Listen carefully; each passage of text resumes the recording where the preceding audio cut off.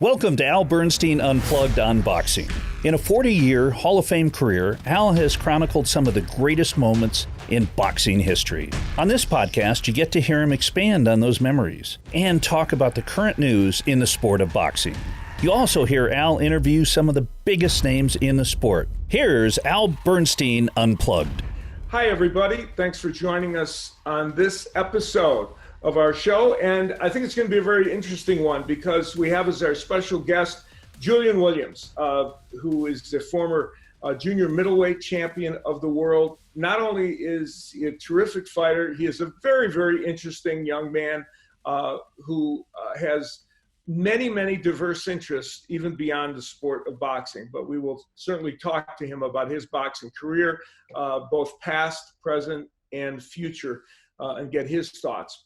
We are also going to take a lot of your questions. When you guys send questions in on Twitter to me, at Al Bernstein, we often have a number of them that we can't get to. So I'm going to do as many as is humanly possible on this show, and we'll see if we can get to as many as we can. To help me do that and more, my pal and co-host, Mr. Trip Mitchell. Trip, how are you? I am great, and I am so impressed. This is Radio 101. Be nice to your listeners, but we get great questions from your Twitter followers. It's really darn impressive. They are. You know, that's a really good point. The questions are interesting. They're varied. I mean, the ones we're going to deal with today, some are historical, some are about current day boxing, some are about dream matchups, some are about individuals, and they always find some interesting little unique twists. And one of the questions today is one in which you're going to learn about somebody that I'd be willing to bet you don't know about. And that is in doing research for the show, when you send me the questions, I looked this gentleman up, and this might be the most amazing boxing video I've ever seen. So is that a good foreshadowing? Yeah, it's interesting. Yeah, so we're gonna get to that one in a little bit, we've got a little bit of current boxing talk first, don't we? We sure do, and we're in a situation where all of a sudden boxing has started, and there have been some fights that are making some news and some pretty big stories coming already in the first month of boxing being back.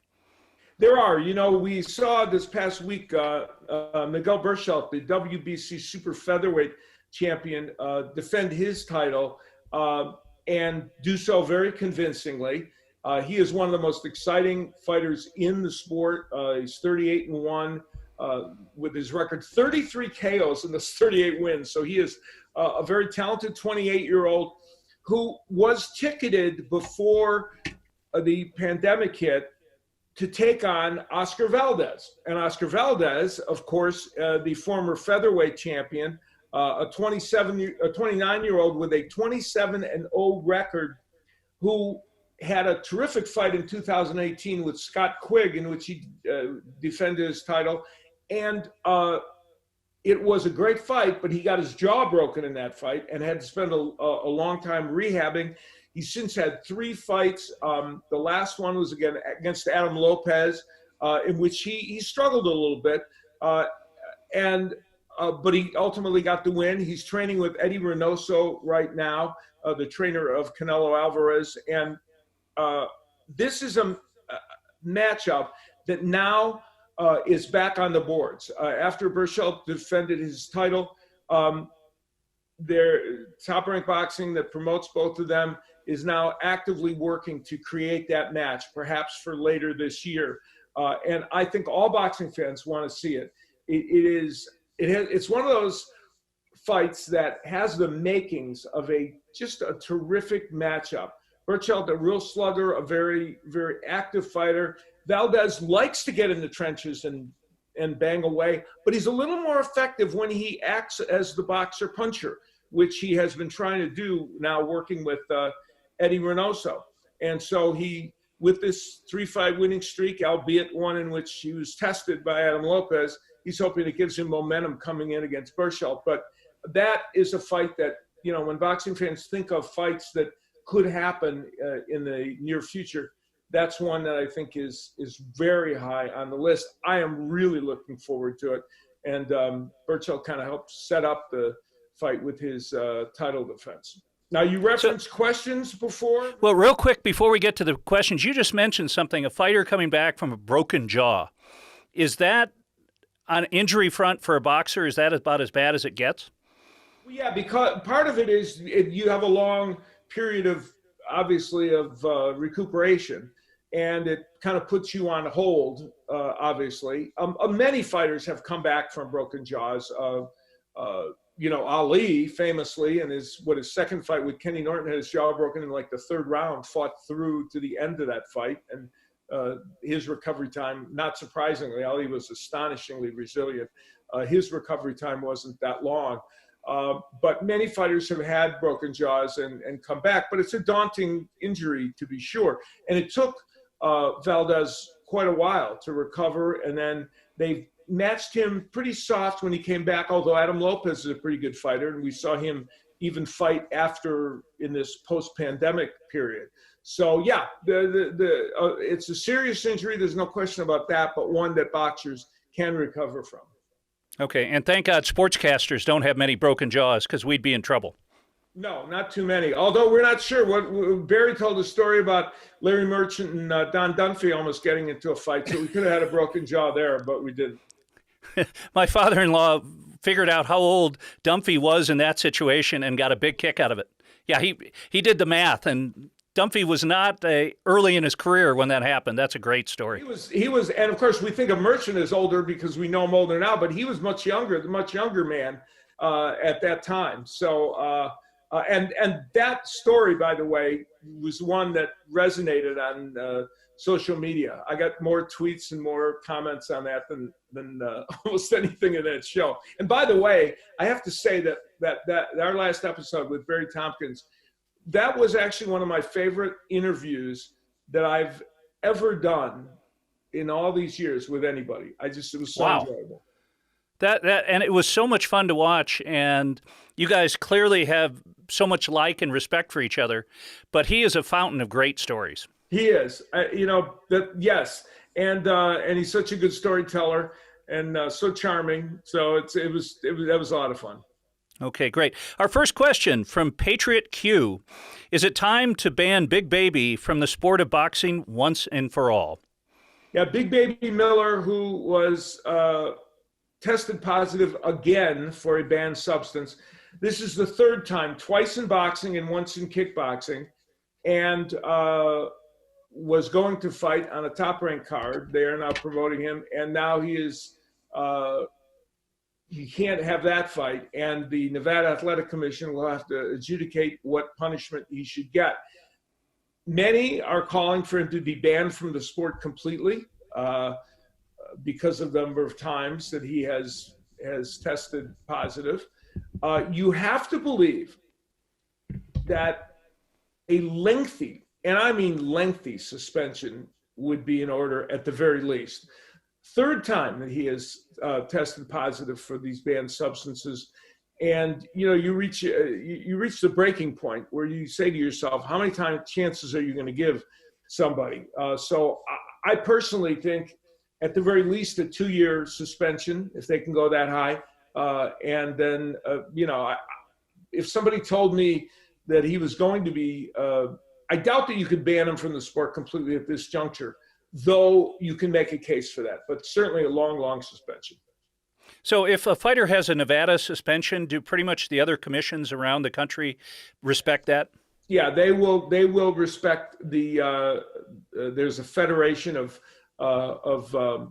boxing commissions in the United States, and they will respect it, and he would not be able to fight in the United States. Okay, good question. Victor Lopez, what fight at 168 would you be most excited to see in the near future? And who do you think is the top super middleweight fighter? That division over the last 10 or 12 or 15 years keeps reinventing itself in a good way. And, going all the way back to the days of Joe Calzaghe and then Andre Ward, both, and all the way up through the current time, we've had some really good 168 pounders. And right now there are a number of good fighters in that weight class. For one thing, There's young David Benavides, who's going to fight in August, and he has a championship. He's a WBC champion, a very action fighter who's a lot of fun to watch. Canelo Alvarez still has a little piece of that, of one of the WBC titles, because of his time at that weight class. And Canelo, while he is middleweight / 168 pounder, of course, is a player in that division. Callum Smith from England with the WBA is a terrific fighter. Caleb Plant, young man who surprised everyone by beating Jose Uzcategui to win the title, and has performed well after that, is an excellent fighter. He's got the IBF title. And then Billy Joe Saunders, the enigmatic Billy Joe Saunders with the WBO title. One never knows when he's going to actually get in the ring or whether something will stop him from getting in the ring, but he also is in the mix. Of all, when you throw all those names in the hopper, if you forced me to say what one fight would be interesting to me, the one fight, and I don't know that it's likely to happen, but we're dealing in what, is interesting. I would love to see David Benavides and Canelo Alvarez. I just think that would be a fascinating fight, because Benavides has defensive issues, but is an offensive machine. Canelo is, of course, a terrifically skilled fighter who takes his time in fights and sets things up. And would the pressure of Benavides and would him pushing the pace, especially later in fights, how would that be against Canelo? So that's, if I had to pick a fight, the other one that would be fascinating is Benavides against Caleb Plant, who's a young man. I think we're all curious, how good is Caleb Plant? He won his title, he's won since, but he's a very slick boxer. And how good is this young man? So we'd like to find out with him against Benavides as well. And a quick question from me. What's your favorite weight class? Because I love 168 because you've got the speed, you've got the art, but at 168, you got power. Yeah, that's a good weight. It's a great weight. That one, and I'll tell you the other weight, people laugh at me sometimes when I say it. I love the cruiserweight division because some of the reasons you suggested, you have they're the old time heavyweights, 200 is the limit. So you have power, but you still have men that are in good shape, have to make a weight, so they can't be, ad nauseum to the top of the list. And I like that weight class. And in fact, the cruiserweight division, though these fights don't often get as much notoriety as they should, often creates the best fights. Fantastic. And then one more question before we go to our interview from Darren O'Hare. How many fights did you broadcast on radio? Funny, it's interesting. I grew up listening to fights on radio. I'll never forget probably the first fight I ever listened to maybe was the first Liston Johansson fight, like the late 50s, mid to late 50s. I was like an 8-year-old kid or something, and I had this transistor radio, pushed to my ear, laying in bed. My parents didn't know I was up. I wasn't supposed to be up, and I'm listening to that fight get announced on the radio. So radio is a place where boxing can be very dramatic. I have done 2 cards on radio. One of them was the first Bernard Hopkins-Roy Jones Jr. fight, which Roy Jones Jr. won that fight. And that was intriguing, and it was an interesting fight to do. And then the second was a fight I did with Jim Rome, of all people. Jim Rome was doing the play-by-play, and I was doing the color on it. It was in Palm Springs, and I wanted to say Meldrick. It was Meldrick Taylor was fighting, and I can't remember the opponent, but it was interesting, and I loved doing it.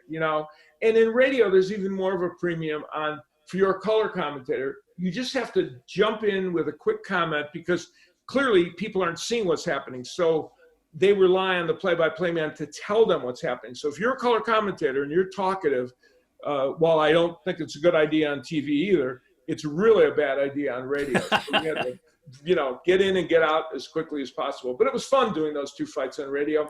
I really loved it. It was kind of like a throwback. I am a radio historian anyway. I am absolutely taken with the history of radio. This is probably sad to admit. I actually listened to the old time radio broadcasts, the dramas that were on the radio. I find them fascinating. And I find the history of sports on radio really interesting. So it was fun to kind of step back to another time and do 2 fights on radio. So that was a lot of fun. Now we're going to have more questions for you after our interview, but we want to get to this part of our show. It was very, very special to me to announce the fight between our guest tonight, Julian Williams and Jarrett Hurd, both of whom I think are wonderful young men and terrific fighters and action fighters. And Williams was trying to take away the title of Jarrett Hurd at that time, and Jarrett was one of the most exciting fighters in the sport. They produced a spectacular fight that we were privileged to do on Showtime, and it was really, really great. And I had done a couple of previous fights, like his fight with Gallimore, Julian Williams' fights with Gallimore, which was a very good fight. And so I had some experience with Julian Williams, and then that fight, of course, was very special. I also announced the fight that didn't go so well for him before that against Jamal Charlo, in which he tried to win a title, and that didn't work out well for him. He fought very well for 4.5 rounds and then got hit with a monstrous uppercut, got knocked out.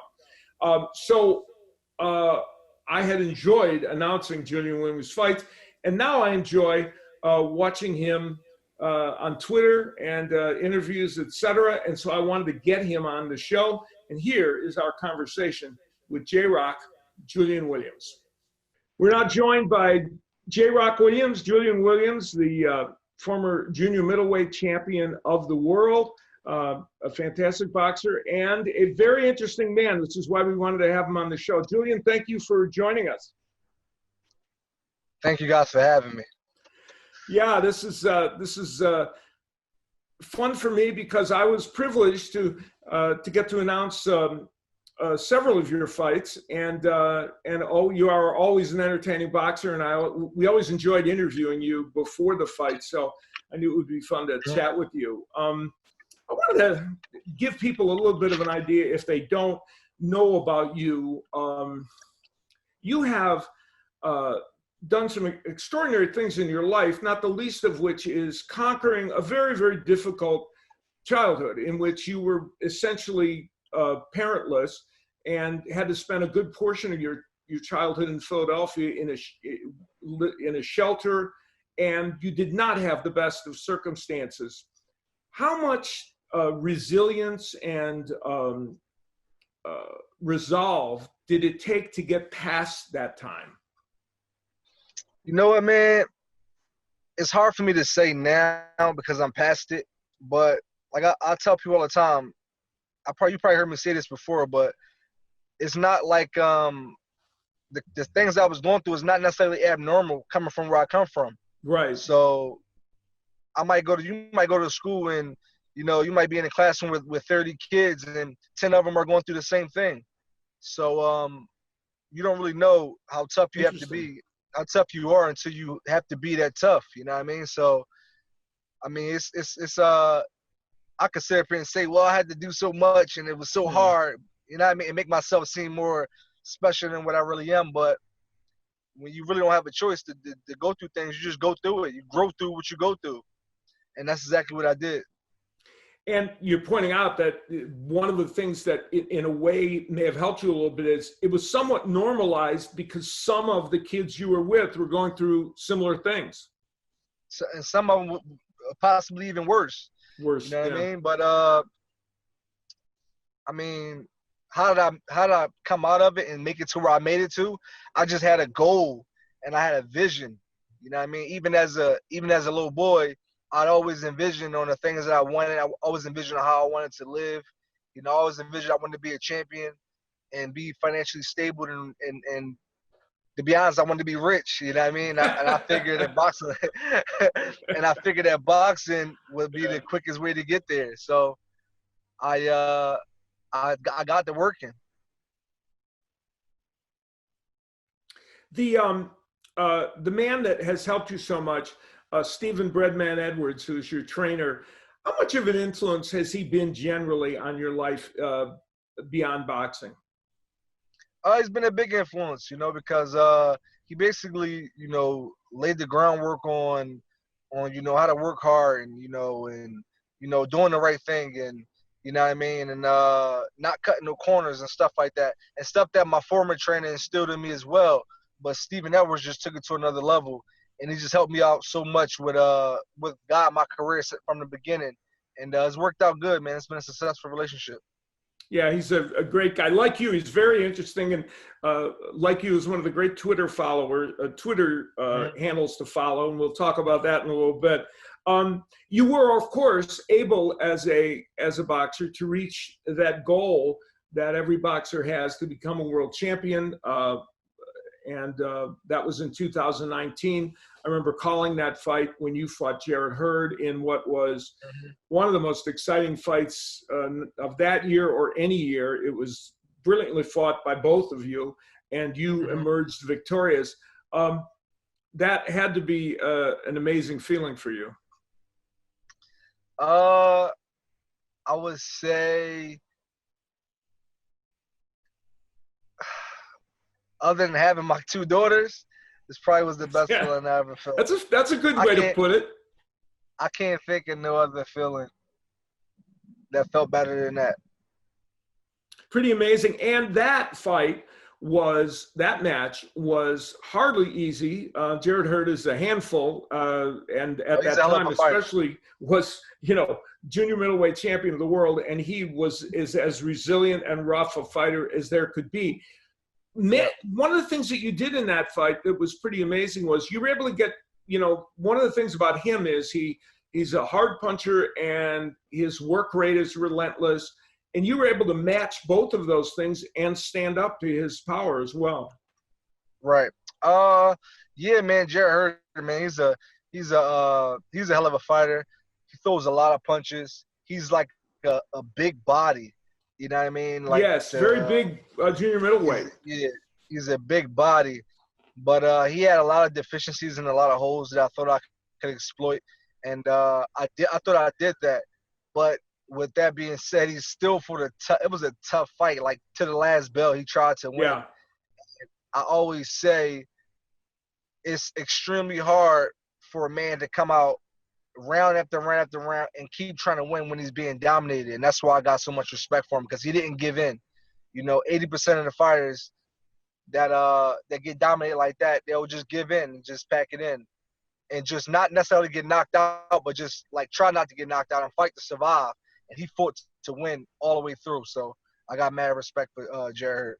Yeah, that's a really good point. And you did win a unanimous decision and did control the vast majority of the action, but it was extremely exciting and a great fight. Now, you weren't able to, your reign didn't last long because you lost to Jason Rosario, but and I want to talk to you a little bit about about the possible rematch with him. That fight was interesting because it was a homecoming for you, and it was at a time when boxers kept losing their homecomings. And unfortunately, that happened to you. Yeah, man. It was definitely unfortunate, but boxing, man, it could be a weird sport, man, sometimes. And it's something for me, it's been like a roller coaster, what I mean? But you just gotta take the good with the bad. You know what I mean? I didn't do no complaining. You know what I mean? He had a good night on me. You know what I mean? Just like I had a good night on Jarrett Hurd. He didn't do no complaining. I didn't do no complaining. And Jason Rosario should be proud of himself. He fought a good fight. Now, there's been a lot, of course, in the intervening, that was in January, in the intervening times, obviously we've had the pandemic and boxing has ceased, though now it's edging its way back in with matches that have been held.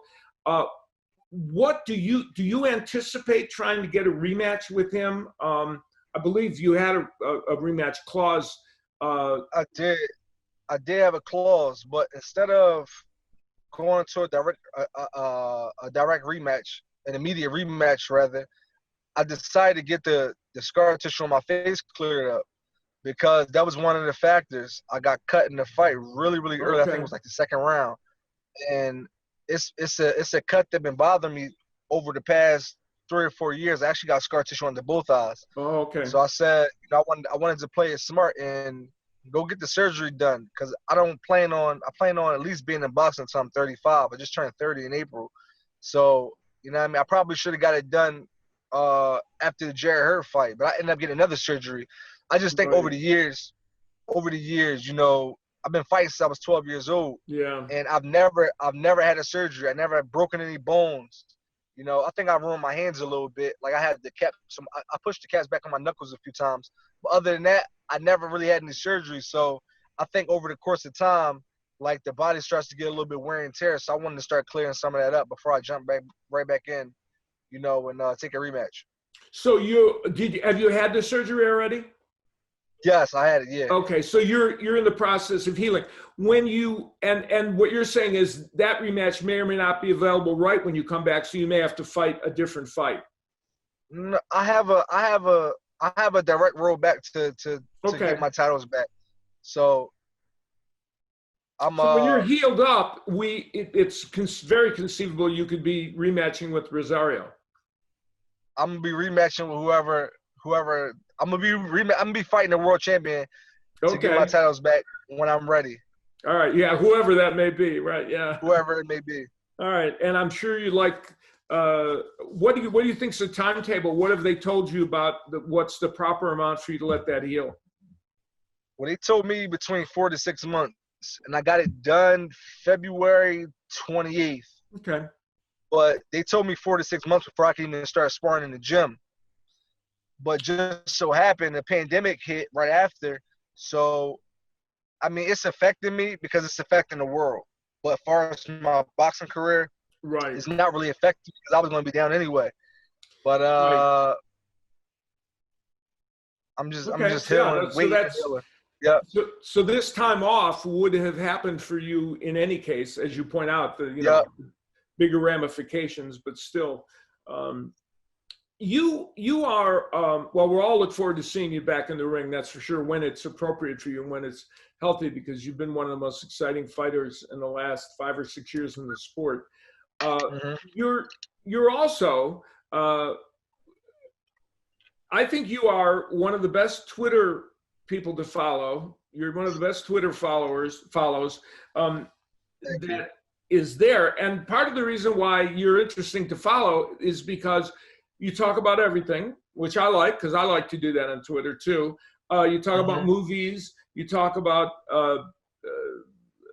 pop culture, you talk about boxing for sure, you talk about social justice, you talk about a lot of things. When you got on Twitter, was it a conscious effort on your part to kind of just talk about everything and kind of give people an idea of who you are?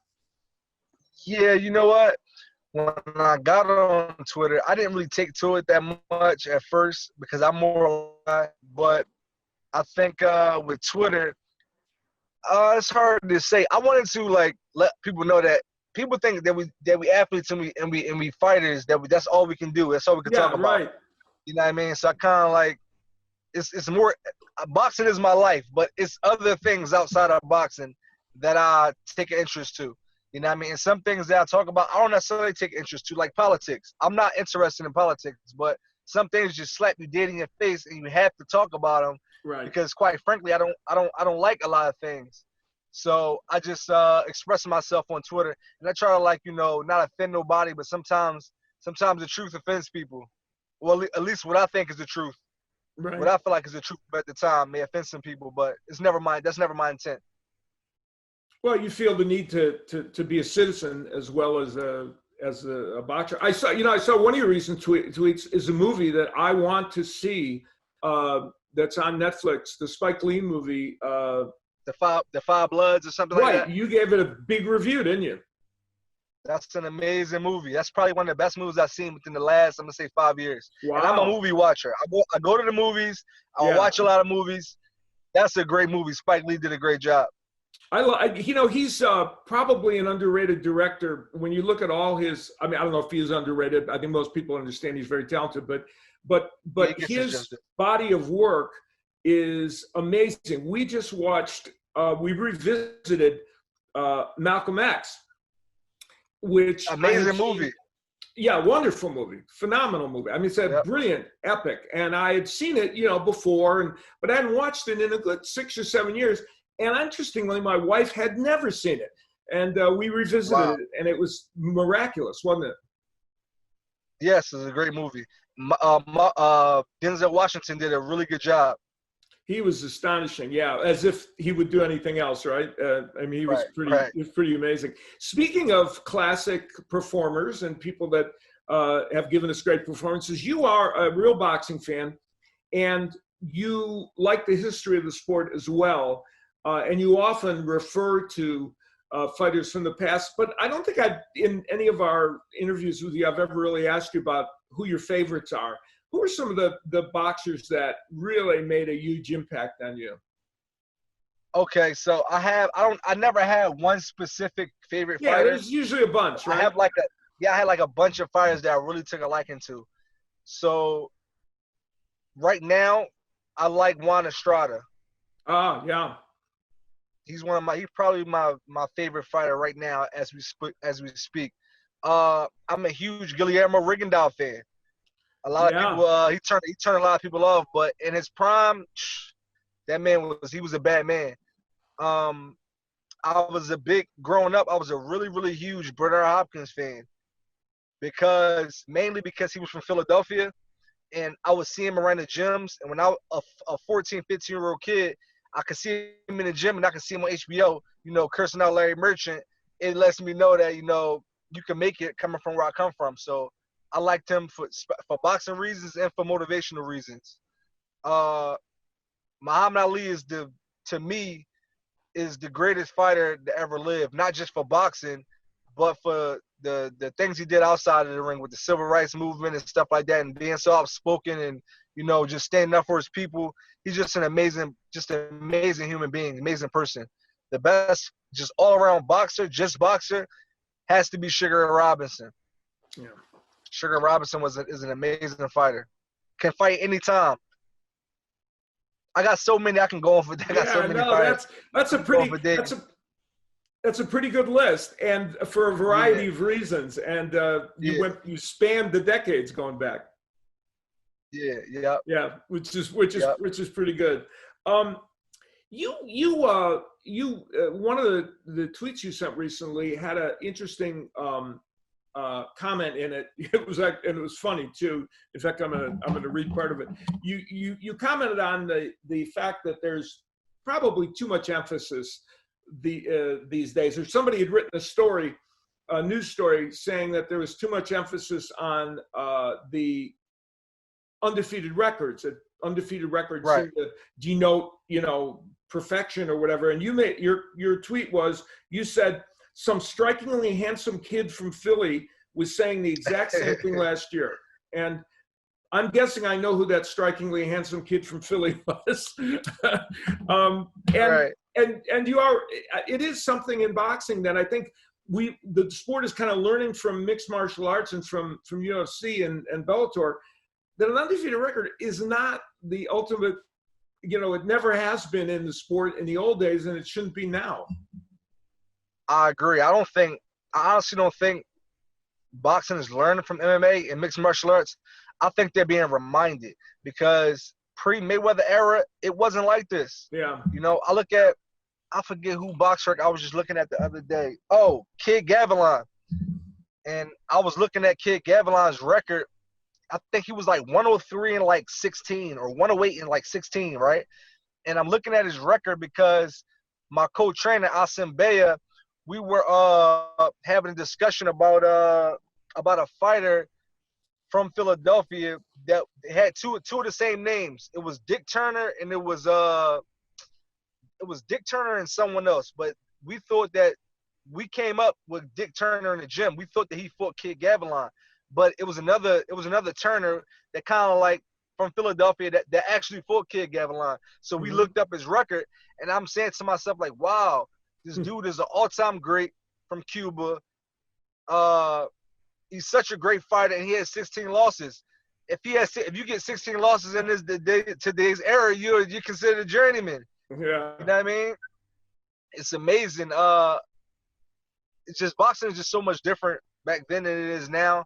And I'm not saying that, losing is fine, because losing is never okay. Nobody wants to lose. I want to win every time if I can. And I train to win every single time. But it should never be a death sentence to a career. But we got social when you got social media, and you got the social media trolls, and it can ruin a fighter's confidence. Yeah, the other problem too is all of what you said is certainly accurate, and the other problem is fighters don't fight as much as they did before. So one loss gets magnified. Let's say if you fight 2 times a year, one of them is a loss, even if the other one was some phenomenal win. We don't. Kid Gavlin had 16 losses and he fought 100 and sometimes. So that's part of the issue. But you're right. Social media and this idea that somehow that less than a perfect record becomes some mark against you, which is. But I think it's ruining everything, because fighters are not willing to risk fighting tough fights anymore. Yeah, it's a good point. To be great. So it ruins everything to the championship level down to the prospect level, because if you get a loss, promoters don't want to talk to you. The networks don't want you on. The reporters stop doing interviews. Everything stops. You know what I mean? Until you get to a certain level, of course. So it makes the prospects not want to test themselves. You know what I mean? Really good point. If a prospect don't test themselves, if a prospect doesn't test himself, how's he going to get prepared for the championship level? Right. Everybody don't have Al Heyman or Oscar De La Hoya behind them, or Bob Arum.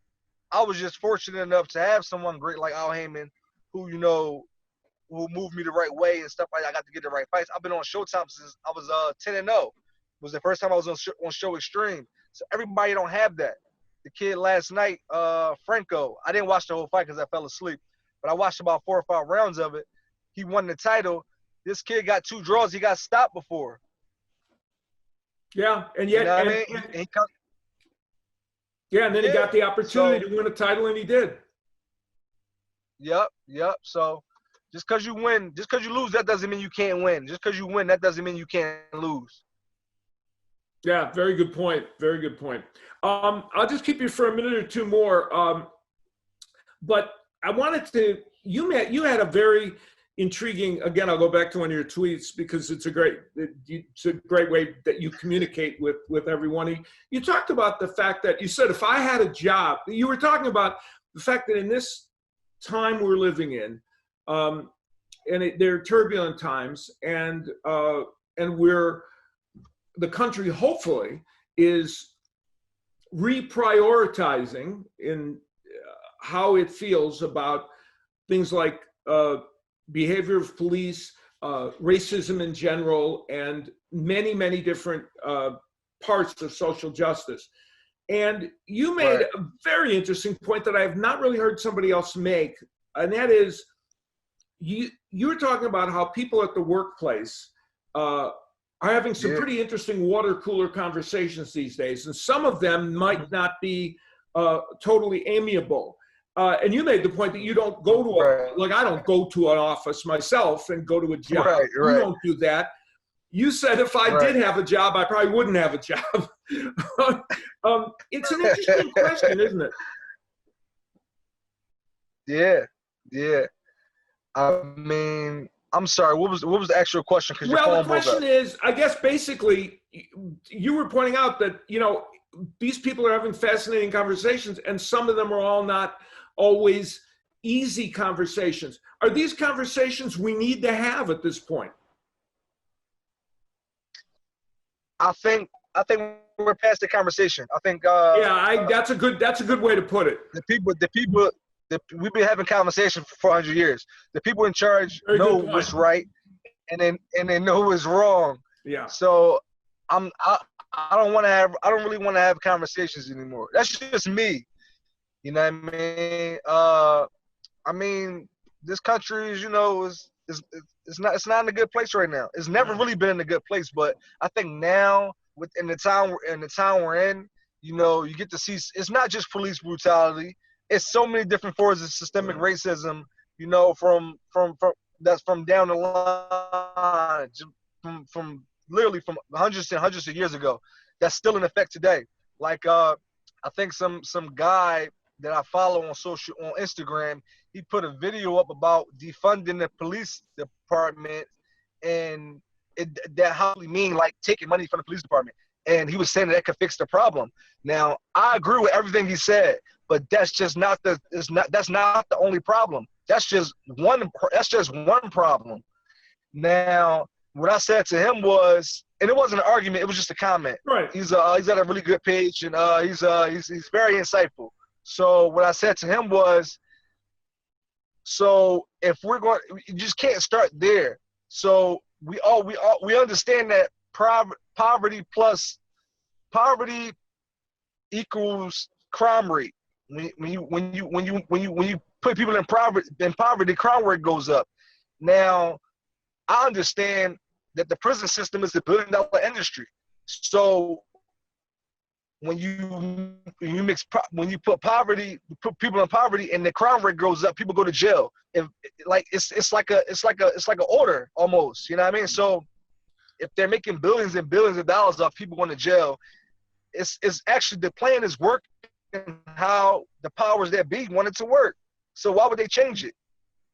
And many of the jails are privatized now, which speaks to your point about people making money off absolutely imprisonment. Absolutely. Yeah, which is absolutely. So I think that's the point I'm trying to make, though. So it's so many different issues, and we're only talking about this one issue. So if America want to change, America has to start from literally the ground up and build the whole infrastructure over, or change the whole infrastructure, because it's like a board game right now.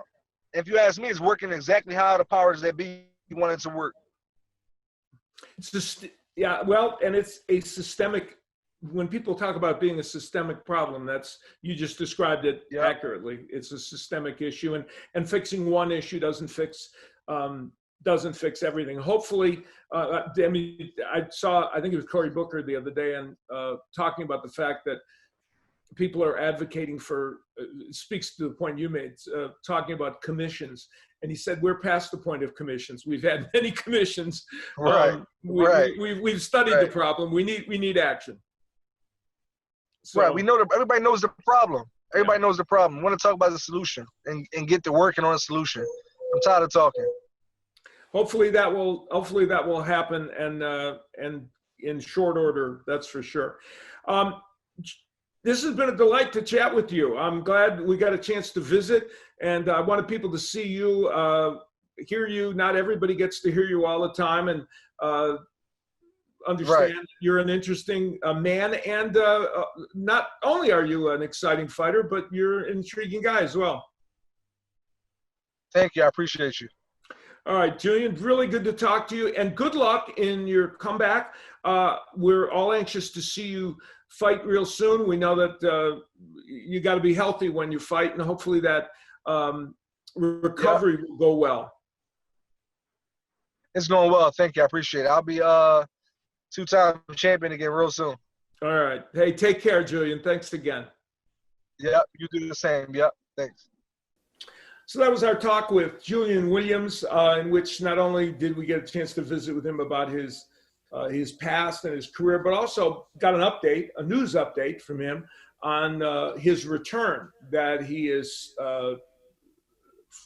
recovering from the surgery that he had, and isn't likely to be ready to even spar for a little while. So I think chances of maybe us seeing him return late in this year is about what we can hope for. So the pandemic kind of helped him, Trip, because it, in a certain way, of course, it didn't help anybody, but it from his career standpoint, by having that enforced layoff, it was part of the time when he would be laying off anyway. Well, he seems like the fighter who's going to stay in great shape, irrespective of the fact that he's not going to be doing any sparring. He's one of those guys. Andre Ward, earlier in this show's history, talked about there are certain fighters who stay in shape even when they're not fighting. Absolutely, and you're right. He is exactly the kind of person that would have the discipline and the wherewithal to do that. And so I don't think it's going to be too hard for him once he is able to work out and spar to be able to do that. Well, we promised you all more questions that I will answer. Trip, I believe we have some more, don't we? We do, coming from Steve Evanson. And Al, did you grow up wanting to be a reporter? What was your childhood dream job? And when did you know that boxing was going to be your career choice? Yeah, I did want to be a sports reporter. That was all I wanted to be. I never had one moment in life where I wanted to be anything else. And I will never forget, I was on the high school newspaper, and Bobby Hull, the great hockey player, I grew up in Chicago, came to our school, and I got to interview him. I only like 3 or 4 questions, but I'll never forget when I did that. I thought, well, this is the greatest thing ever, right? What could possibly exceed this for a way to make a living and fulfill your life? And so ironically, my career actually went toward hard news. I became, when I got out of college, I couldn't get a job as a sports writer in Chicago. I could only get jobs in hard news. And so I worked at Lerner newspapers in Chicago, matriculated my way up to be managing editor. And the further and further I went up the chain in the newspaper world, I got farther and farther away from sports. And I made a huge mistake by breaking a story, an investigative story that won a journalistic award in Chicago, this Stick-A-Type Award that nobody at Lerner newspaper had ever won before. So of course, I got pushed farther and farther into being. They gave me a better position, and I kept getting farther and farther away from sports. Then I started, I kept trying to get into sports by freelancing with different organizations, and ultimately did do a lot of freelancing, and that led to me writing for Ring Magazine and KO Magazine and Boxing Illustrated, and that was how I kind of parlayed that into and writing a book on boxing, sneaking my way into ESPN. So sports reporting was always the thing for me. And boxing became what I knew I was going to get into once I wrote the book on it and once I started writing for all those boxing magazines. And then, of course, when I clawed my way in to get on a couple of ESPN shows, and they were very much in the embryonic stages, just going into maybe 3 million homes. And once that happened, I knew that, the bulk of my broadcasting was going to be in boxing. Was your first show on tape or was it live when you went to TV? Live. And in fact, we dealt with that last week, right? Jamie Olatundi and David Bradley. It was a live show, and I kind of stepped in the middle of the show to do the fight with, I was there helping them, and they kind of brought me in. So that was exciting. Do you ever get nervous? That's a funny question. I'll tell you, I get nervous live performing. I get nervous in front of crowds. I don't get nervous on television. I think like everyone, you have a few moments of anxiety to make sure that, you're up for the moment. But I never have felt that very much. And maybe it's just because the camera is there and you're talking just to the camera. You're not looking at faces, and there's not that immediacy. There is an immediacy because you're live to maybe millions of people, but I don't look at it that way. I look like I'm talking into the camera and talking to one person. So I try to make it feel like a conversation. Yeah, and have you ever worked with someone who's just panicked, and do you have to talk them off the ledge? Oh, yeah. I definitely. There was I won't even mention his name, but somebody literally, well-known person, started in our open and literally froze. And he grabbed my arm, and he couldn't think of a name. I think it was Rocky Marciano or something. And I said the name, and he said, "Thank you." There was like 10 seconds of complete dead air. So that was a bit, and I have had my moments. I had a moment. I was doing I had something similar happen, but not to that degree, where I was doing a show on Showtime it was a Strike Force show, so it was mixed martial arts. And Stephen Quadros, who's called the Fight Professor, I was introducing him, and I said, and with me, the Fight Professor, Stephen, and I had a moment of blanking on his last name for some reason. And there was a little pause there, but not nearly as long as the other gentleman. Then I said, Stephen, of course, Stephen Quadros. That's of course, you know. So it's not that I've never had moments, but never one that was, that ended up being a complete panic. And it's funny, I've done a lot of fights with you, and you have every piece of information in front of you, but how you find it, I'll never know, because you have papers everywhere, and you'll start to say something and immediately grab it out of 100 papers and pull it right up and know it, which I don't know how you do it. I am usually over-papered at a fight, and of course that, nowadays could all be, sometimes it's all on your computer, but I don't subscribe to the theory less is more when it comes to information at ringside. And I do believe that the more information and the more material you have at your disposal, obviously, the better it is. Okay. Well, this is a really intriguing question. And this is from Mark Rogers. I've only discovered Nicolino Loche, the Argentinian light welterweight, and I don't recall ever seeing his defensive style, I should say, matching his own. I was wondering, what are your views and opinions on him specifically, but also on that style of fighting? He's a miracle worker. He is. Nicolino Loche, an Argentine fighter, as was mentioned, was the junior welterweight champ for several years. He fought from 1958 to 1976. Long career. And here's listen to his record: 117 wins, 4 losses, and 14 draws. That's staggering. And in all that time, he only had 14 KO wins. And his championship fights, of which there were about 6, I believe, were all 15 rounds. And they all went 15 rounds, or almost all of them. And so he fought so many rounds. And here's the other interesting thing about him. He was a brilliant defensive fighter, as our questioner pointed out.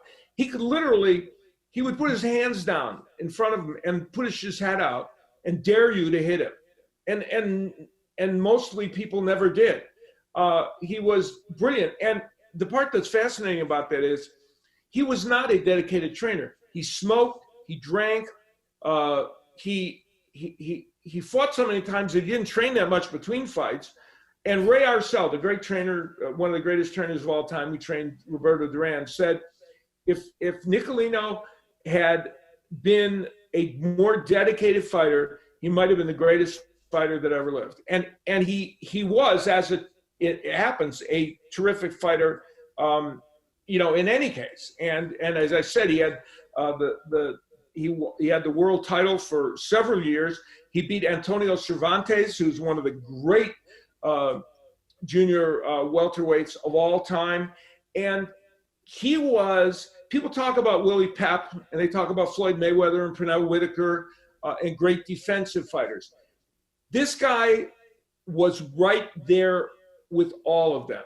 He could slip punches like nobody's business. And I'm hoping that my little chat here will send you, after we're done with the podcast, scurrying to YouTube to find a video of him. He's a fascinating guy, interesting character, and a really terrific fighter. He slips punches, as you say, like no one that I've seen currently. And it's, talk about working without a net. When you're out there and your hands are down, if someone connects, you're toast. He would literally put his hands down and dare people to hit him. And most of the time they didn't. How about having 14 draws in your career? Can you imagine? How do you get judges to agree on anything? Yeah. I mean, it was pretty nutty. But then 117 wins is pretty extraordinary. So he was a defensive master that kind of gets lost in the shuffle of boxing. But take a look at him. He's pretty extraordinary. And our final question: who are you going to take in prime Prime time, Manny or Duran? Yeah, of course, inevitably these days, the fantasy questions come up. A few weeks ago, I dealt with the Floyd Mayweather, Sugar Ray Leonard question about who would win there. And this is Pacquiao Duran. This one takes a little explaining because, of course, both men fought at a number of weight divisions. Pacquiao eaten more than Duran even. So if you take the two weight classes they're most likely to meet at, the first is 135, where Duran had many, many fights. He was, of course, lightweight champion for some time, and that was where he really became, a great boxing figure. Manny Pacquiao only had a couple of fights at lightweight. He beat, I believe, David Diaz for the lightweight championship. But didn't have many fights at 135, so much fewer for him. Now, if you move up to welterweight, there were fewer fights at welterweight for Roberto Duran. I think he had overall maybe 10 or 11. Pacquiao had many, many more at 147. So it'd be one of those two weight classes that you would have these two men fight at. Now, the question specifies in their prime, at their best. Now, Manny Pacquiao, let's be clear, and I know people love Roberto Duran, and I think he's fantastic, and I covered his era with the Four Kings, and I covered a lot of his other fights. I announced his fight with Iran Barkley. I had much to do in chronicling Roberto Duran's career. A lot of times, Roberto Duran showed up not ready to give his best in a boxing ring. That's just a fact. And you can't really make that statement so much about Manny Pacquiao. Now, I know some people question whether he's ever used performance-enhancing drugs. He's never